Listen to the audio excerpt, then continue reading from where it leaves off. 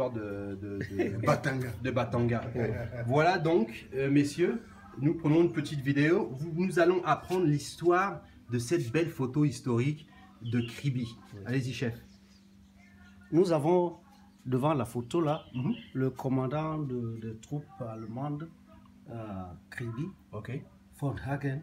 Von Hagen. On l'appelait chez nous Mandumzanga. Mandumzanga, ok. Mandumzanga. Donc, en Boulou, c'était Zanga Mendomo. Ok. Parce qu'il commandait Bolova, Kribi. Il était basé à Bolova. Ok. Maintenant, il traverse ce pont pour fuir les Français qui sont annoncés. Ok. Les Français sont annoncés et les Allemands avaient déjà conçu ce pont. Oui. Juste, c'est en bois là. Oui. Bon. Quand ils ont déjà fini de traverser, ils quittent Mboamanga pour l'autre côté, ils ont démonté. Ah, pour que les Français ne passent pas. Pour qu'il n'ait pas assez. À ce jour, il n'y a que les piliers qui restent. Oui, oui. Ce pont-là. Ouais. Quand les Français sont venus, bon, ils ont vu que voilà, les Allemands sont partis. Ils sont partis se cacher vers Ndoua, après Ndoua, là où Ok. Bon, les Français sont venus, ils se sont installés. Ils ont construit un autre pont. Ok. Avec les mêmes piliers. Avec les mêmes piliers. Oui.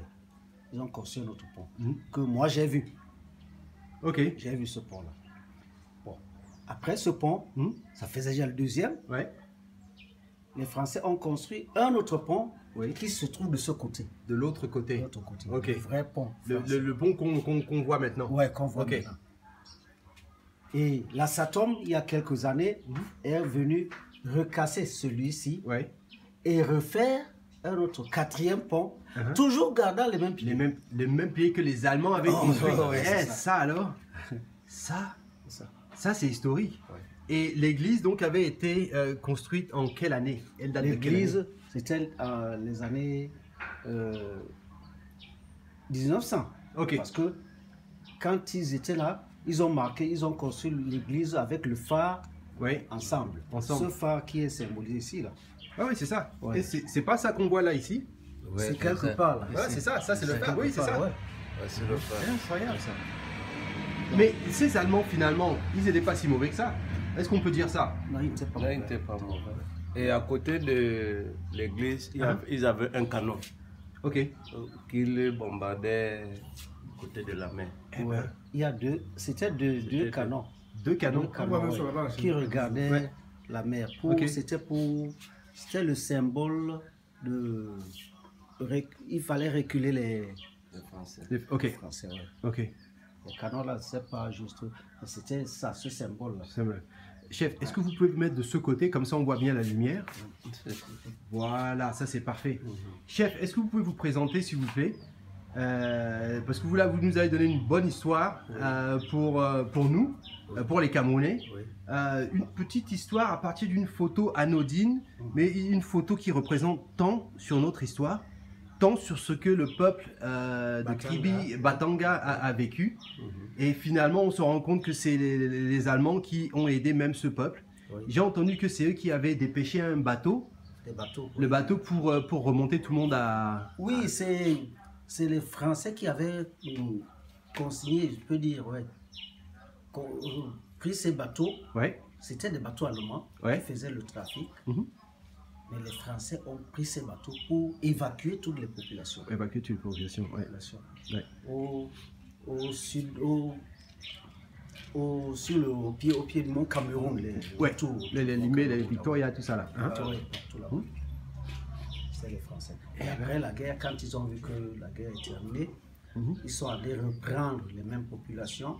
La première vague est arrivée ici le 14 février. Ceux qui étaient vers la côte, les Bapoukois en général, et les Bano de Bouambé, sont arrivés le 14 février parce qu'ils étaient vers la côte. Ok. Donc, le mot était déjà parti que toutes les populations devaient rentrer. Et ceux-ci sont venus. Et quelques mois après, le 9 mai, la deuxième vague, ceux qui étaient à l'intérieur, les Banons sont arrivés aussi. Ok. C'était comme ça. Quelle histoire, quelle belle histoire. Hein. Ça que nous fêtons cette commémoration pour le retour du peuple. Et ça nous a appris, ça a fait. Il y a beaucoup de gens qui sont restés là-bas, beaucoup de gens qui sont d'abord morts avant de partir, parce que les bateaux ne pouvaient pas contenir tout le monde. Ils ne pouvaient pas contenir tout le monde.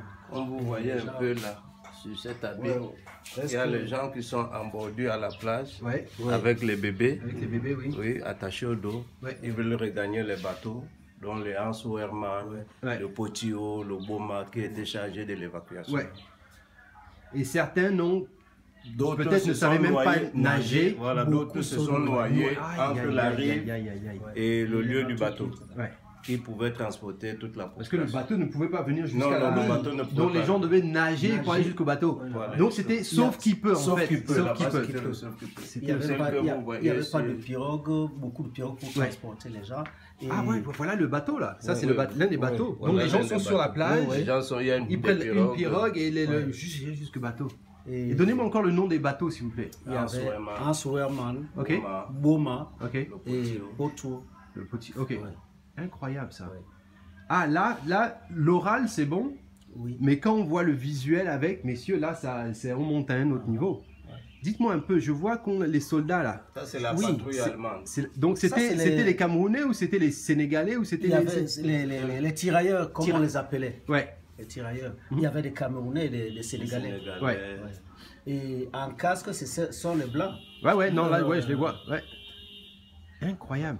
Qui a pris cette photo? Comment se fait-il que vous avez encore les vestiges d'une photo aussi historique? Ça de l'Allemagne. Ok, c'est les Allemands eux-mêmes qui ont dit. C'est quand même incroyable. Hein. On était ici, personne n'a pris de photos. Voilà les Allemands qui ont ramené ça. Incroyable. Et ce commandant s'appelait encore comment? Hans Wehrmann. Voilà. Hans Wehrmann. En Batanga, on l'appelait Mandumzanga. Et dans un autre langage, vous avez dit tout à l'heure, Zangamendomo. Voilà. Messieurs, merci. Alors ça, c'est une petite leçon d'histoire, mais cette fois-ci, on a un visuel qui est des plus grands d'ailleurs, je dirais. Parce que là, c'est exceptionnel. Quelle belle photo. Kribi. J'ai aussi entendu parler de... Il y avait un pygmée ici avant qu'on appelle Kiribi. Kiribi, oui. C'est lui qui a donné ce nom-là. Mais c'est de lui que Kiribi a été baptisé. Mais parlez-moi encore de ce Kiribi. C'était un chef, c'était un pygmée, c'est ça? Non, c'était un pygmée. Les Allemands l'ont trouvé comme ça, les Blancs l'ont trouvé comme ça, mais puisqu'ils ne connaissaient pas, lui, il fuyait même. Il fuyait même. Et Kiribi. Donc finalement, on a dit Kribi. Ça, c'est une belle petite histoire aussi. Les pygmées donc étaient sur la côte. Je croyais que c'était seulement les Batangas qui étaient sur la côte, non? Les pygmées partout. Ok. Et maintenant ils sont où? Ils sont en forêt, hein? Ils sont en forêt. Et d'autres sont restés en bordure de mer. Ok. Quelle belle histoire. On a un beau pays en fait, hein, il faut le savoir.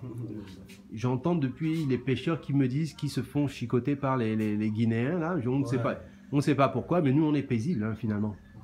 On est tranquille. Monsieur le chef, merci bien. Vous vous êtes présenté à la caméra déjà? Oui. Allez-y. Sa Majesté Ndjounje Paul Fritz. Voilà. De Bois-Manga. Merci monsieur le chef. All right. Super. Alors là,